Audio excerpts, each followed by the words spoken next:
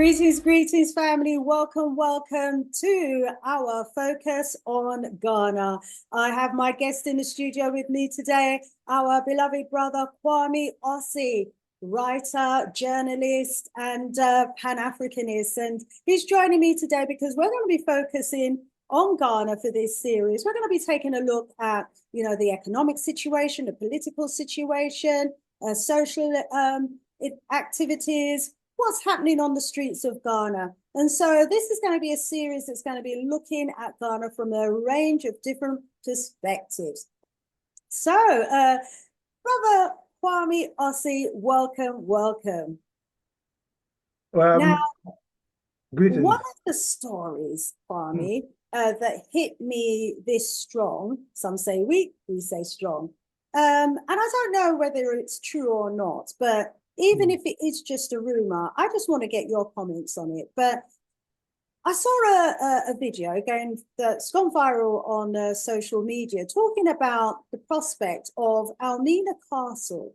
That is, the last place that millions of Africans saw and went through before leaving the continent of Africa and ending up on the concentration camps, some say slave plantations in the Caribbean and other parts of America.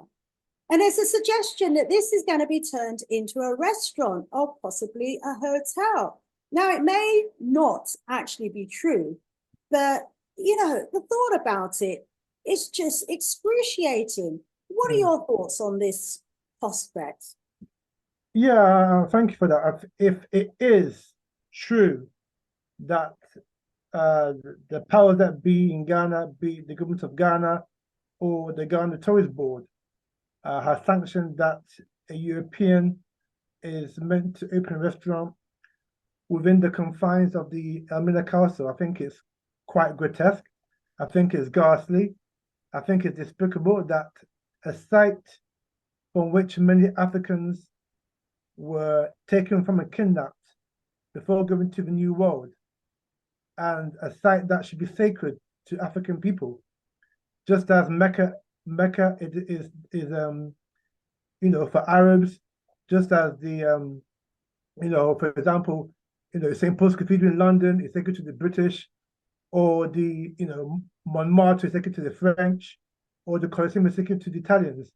This Elmina Castle should be sacred to us as Ghanaians because it symbolizes the very essence of what happened to a lot of our people who were taken from the shores of Ghana to the so-called New World. And so, it really says loud about the mindset, of those people in charge to allow such a thing to happen.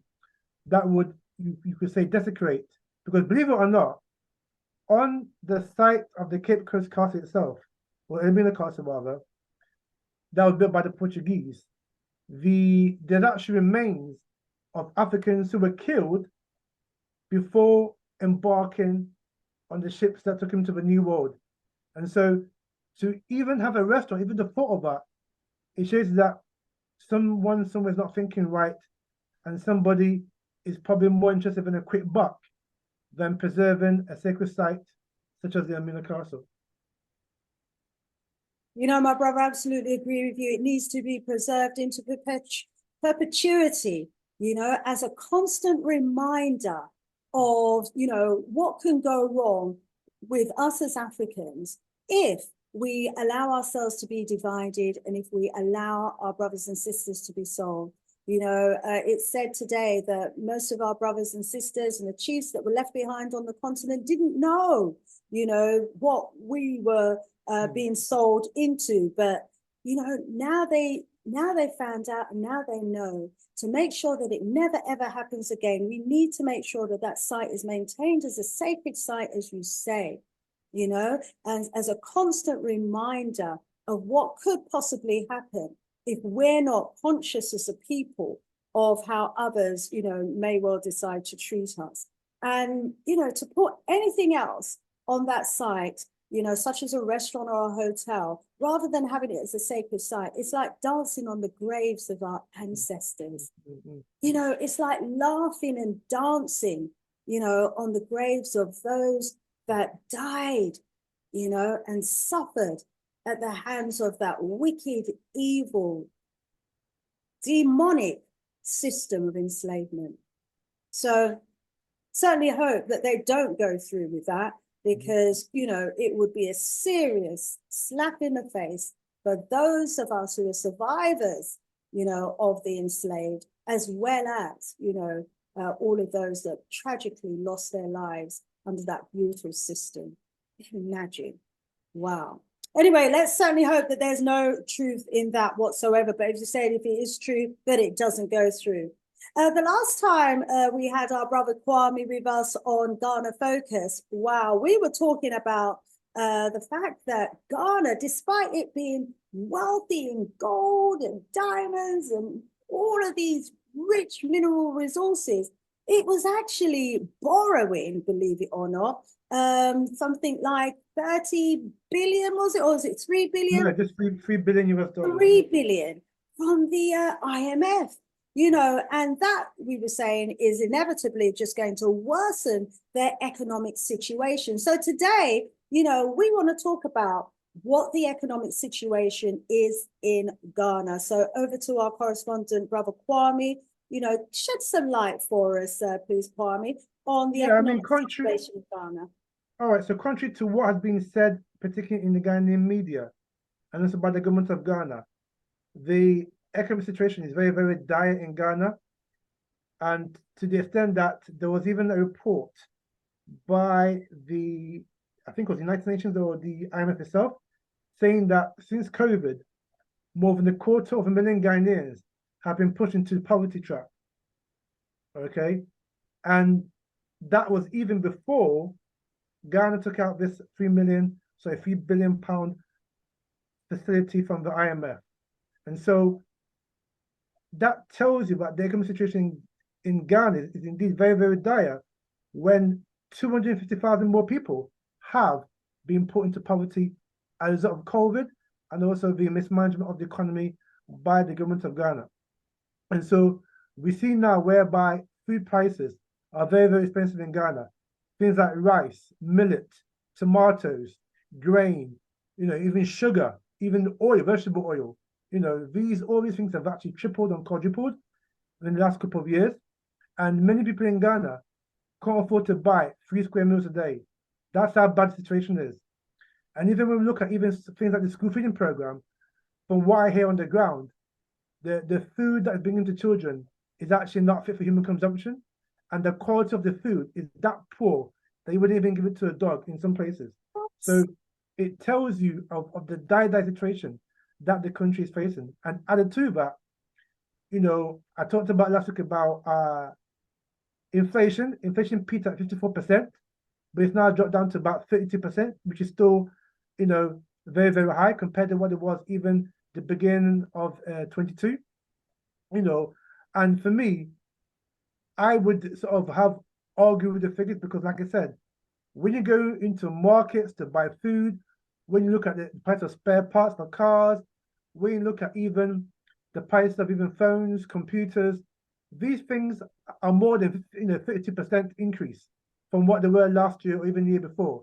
So the rate of inflation for me and the cost of living in Ghana is for me to such an extent that people are suffering in Ghana. And this is a specific reason why corruption is huge in Ghana. Because if somebody is getting, for example, 5,000 cities a month, and I'm being generous with that, because most people in Ghana on the minimum wage, and the minimum wage is about 20 cities a day, times up by 30 days, 31, which is about 600 cities a month, divided by 10, that's about $60 a month. So the 5,000 cities, I'm being generous with that, but divide 5,000 cities by 12, that's about $600 a month. Or sorry, it's about $500 a month.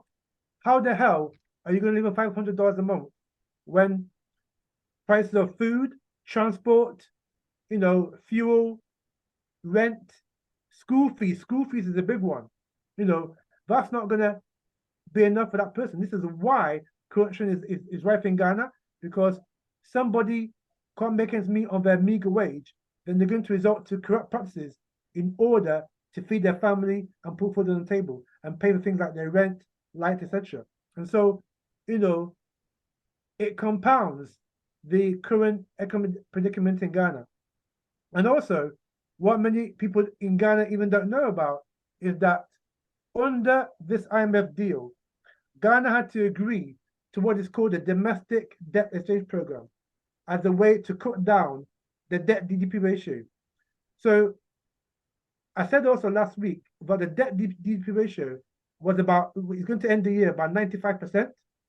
So that means that for every dollar Ghana earns, 95 cents is used to pay debt repayments.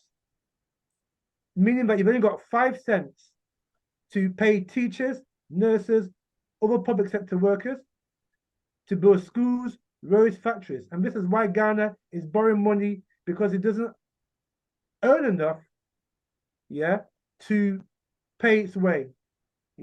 And so when you have a GDP ratio of 95%, how are you going to bring that down?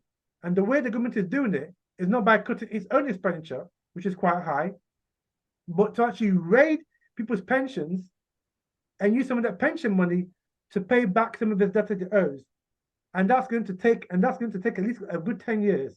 And also on top of that, you know, people were buying government bonds, which is basically government debt. And those bonds were yielding a return of 25-30%. One of this debt or domestic debt program, a lot of bondholders have now seen a reduction in the amount of bond that they're getting. So rather than getting 25%, you're probably getting half of that or even less, because the government's going to use some of that money from your debt, from your bond that you've got, to pay the IMF under this so-called domestic debt restructuring program. So, and this also is going to have an impact on Ghanaians, as even having an impact on Ghanaians now, and particularly the middle class, because the middle class are the ones that can buy these bonds, not necessarily the working class. You know, your taxi driver, your church driver, your market women. Right? These bonds have been bought hitherto by middle class Ghanaians. And obviously the pension that affects everyone, because if you're a church driver, taxi driver, a doctor, a nurse, a CEO of a company, you will have some kind of pension. And so if the government is using your pension money to pay off the debt that it owes because it overborrowed too much and it mismanaged what it received, then that's going to have an impact, not just on those individuals who got pensions and also those people that have bought government bonds, but they'll have a massive impact on the economy, because that income that people would have used to spend on the economy is not going to be there for people to spend. So how is government going to get extra revenue when the spending capacity of the ordinary Ghanaian has now been reduced because of the domestic debt program that the government of Ghana has engaged in?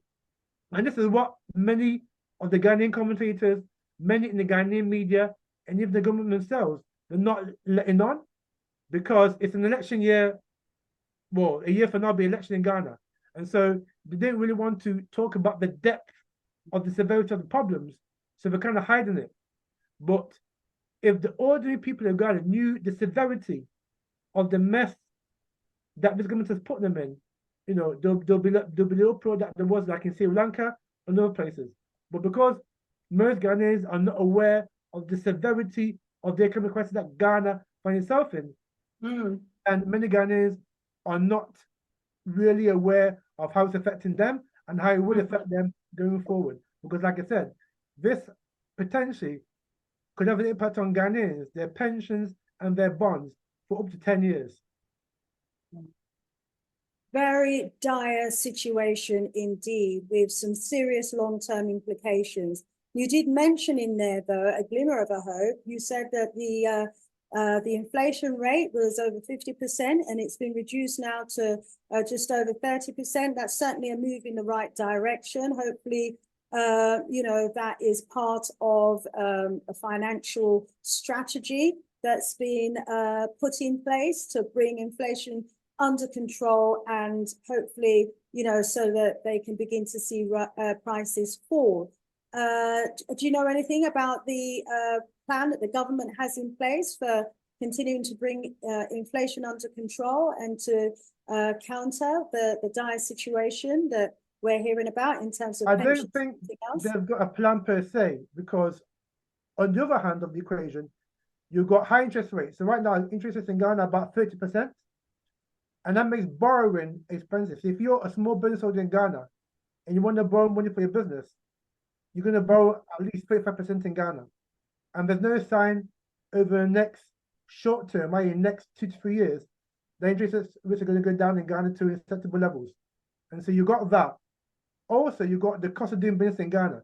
The cost of doing business in Ghana is very, very expensive compared to countries like the Gambia, Togo, Cameroon, Nigeria. And so it makes business businesses less competitive, which again have an impact on the economy, because if businesses are less competitive, that will mean that the government, that will mean that these companies will not pay the taxes, enough taxes that they need or that the government needs. So therefore, government will be not getting in a lot of revenue from taxation, because these companies are unable to make money because of the high cost of doing business in Ghana. And there's no policy in my mind that the government is addressing that need of making the environment conducive so that the business rates in Ghana are competitive. For example, I mean, I can give give you a couple examples of how much people are paying. So most of these offices or saloons or barbershops or restaurants, particularly in the affluent areas of Accra, like Airport, East Legon, Laboni, etc. Believe it or not, Stationies, these enterprises are paying upwards of $5,000 a month just to rent in these affluent places. $5,000 a month. And they've got to pay sometimes 1 year advance, 2 years advance. You tell me what business is going to be able to sustain rental of $5,000, $3,000 a month over 2-3 years in advance. It's not sustainable. So, and this again is going to have a massive impact on the economy of Ghana. So this is what I'm saying to our Ghanaian people. The economy is very, very dire. And don't let the government fool you, because they're not cutting down their expenditure. They're laughing all the way to the bank. And, I do not have any hope for the IMF program that Ghana is going on. Why? Because this is the 18th time that Ghana has been to the IMF since Nkrumah. Yeah. And none of those policies have worked for Ghana, meaning that Ghana is going to the IMF every 3 years. So I should tell Ghanaians and tell our listeners that going to the IMF has not solved Ghana's economy one iota. It's actually the contrary. It is going to the IMF that has created the situation where Ghana is in today, where it's a hero of wood and draw of water and not making enough things for export, not feeding itself, i.e. not producing what it eats and not eating what it produces, and it's become a net importer rather than a net exporter. Yeah. So we've just been hearing there the dire situation really that the Ghana economy is actually faced with.